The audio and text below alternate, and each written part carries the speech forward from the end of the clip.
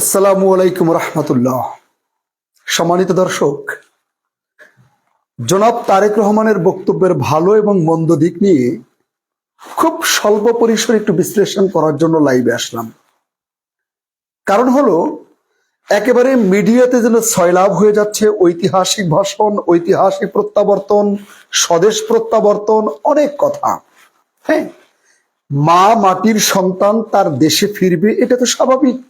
তারেক রহমান দেশে ফিরে জুতো খুলে মাটি স্পর্শ করেছেন, মাটি হাত দিয়ে স্পর্শ করেছেন, এটা কিন্তু খুব হৃদয়ের অনুভূতি। আমি হলেও তো তাই করতাম, অন্য হলেও তাই করতো। এটা খুব স্বাভাবিক একটা আবেগের ব্যাপার। কিন্তু তারেক রহমানের ঐতিহাসিক বক্তব্যের ভালো দিক যদি বলি, তাহলে সেই বক্তব্যের মধ্যে 1971 ছিল, 2024-এর গণঅভ্যুত্থানের কথা ছিল, শরীফ ওসমান হাদিকে নিয়ে তার যে ইনসাফের রাষ্ট্র কায়েমের কথা, সে কথা ছিল। আবার মা মাটি দেশকে নিয়ে ঐক্যবদ্ধ বাংলাদেশ, একতার বাংলাদেশের কথা আছে। এগুলো তারেক রহমানের বক্তব্যের খুব ভালো দিক। তারেক রহমানের বক্তব্যের ভালো দিক যদি আমি বলি, সেক্ষেত্রে বলবো তিনি কিন্তু তার বক্তব্যের মধ্যে আওয়ামী লীগের নাম উচ্চারণ করেননি, শেখ হাসিনার নাম উচ্চারণ করেননি, অর্থাৎ তিনি কোনো বিভাজনের রাজনীতিতে যাননি। তারেক রহমানের ভালো দিক হলো, তিনি কিন্তু বলেছেন যে আমি সকলের সহযোগিতা নিয়ে রাষ্ট্র পরিচালনা করতে চাই। আরেকটা খুব ভালো কথা বলেছেন যে তিনি বিশ্বনবী হযরত মুহাম্মদ সাল্লাল্লাহু আলাইহি সাল্লামের ন্যায়পরায়ণতার দিক দিয়ে তিনি রাষ্ট্র পরিচালনা করতে চান। ভালো কথা।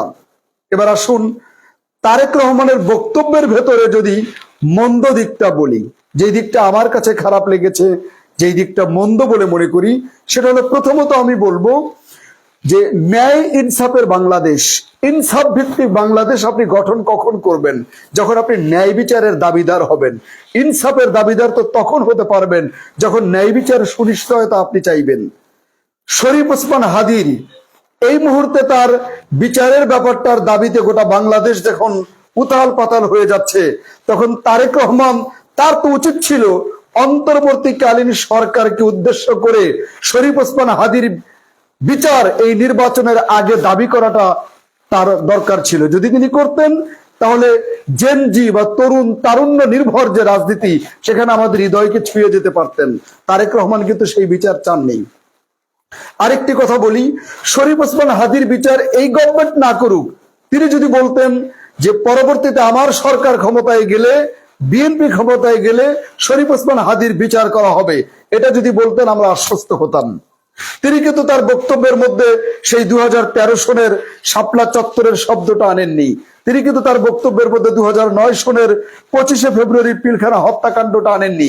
তিনি কিন্তু গুম খুন হত্যার রাজনীতির যে বিচার, অর্থাৎ বিচারের যে নিশ্চয়তা, বিচারের যে কার্যক্রমতা, ন্যায়পরায়ণতার যে কথা, সেটা তারেক রহমান বলেননি এবং গুণাক্ষরে উচ্চারণ করেননি।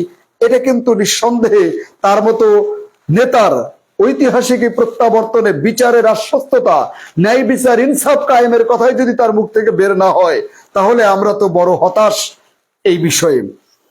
এখানে পরিষ্কার বলে রাখা ভালো যে আমরা প্রত্যাশা করছি তিনি যে 31 দফার ভীষণটা দিয়েছেন, তার 31 দফার ভীষণের মধ্যে বিএনপির ভেতরে কতটুকু গণতান্ত্রিক চর্চা আছে, কতটুকু গঠনতন্ত্রের চর্চা আছে। এতদিন তারেক জিয়া ছিল না, তিনি ভিডিও কল, অডিও করে নিয়ন্ত্রণ করেছেন। এখন তিনি দেশে, আমরা দেখতে চাই বিএনপির ভেতরে কতটুকু গণতান্ত্রিক চর্চা থাকে, কতটুকু গঠনতন্ত্রের চর্চা থাকে, কতটুকু ন্যায় ইনসাফের বাংলাদেশ গঠনের জন্য তিনি কথা বলেন। তার ভালো দিক যদি বলি, তিনি কিন্তু বিরোধী দল নিয়ে খুব একটা কথা বলেননি, যেমন জামাত প্রসঙ্গে কোনো কথা আনেননি, অথবা বিরোধী পক্ষ কারা হবে, রাজনৈতিক মতদান, নির্বাচন, এই ব্যাপারগুলো তিনি এড়িয়ে গিয়েছেন। এটা অত্যন্ত ভালো একটা দিক তার ছিল। যাই হোক, ভালো এবং মন্দ মিলিয়ে ঐতিহাসিক প্রত্যাবর্তনের যে মহাসমাবেশের বক্তব্য, সেই বক্তব্য আরো একটু জোরালো কণ্ঠ, আরো একটু দৃপ্ততার হতে পারত। বাংলাদেশের মানুষ কিন্তু এখন ভারতীয় আধিপত্যবাদের বিরুদ্ধে। আমরা কিন্তু চেয়েছিলাম যে তারেক রহমান কিন্তু আধিপত্যবাদ শব্দটা উচ্চারণ করেছেন, সেখানে ভালো হতো যদি তার বাক্যের মধ্যে থাকতো যে ন্যায্যতার ভিত্তিতে ভারতের সাথে আমাদের সম্পর্ক, ন্যায্যতার ভিত্তিতে আমরা আধিপত্যবাদের বিরুদ্ধে। তাহলে এই যে বলিষ্ঠ কণ্ঠ, তার মতো নেতার কাছে আমরা আশা করেছিলাম, এটা তারেক রহমান বলতে পারতেন।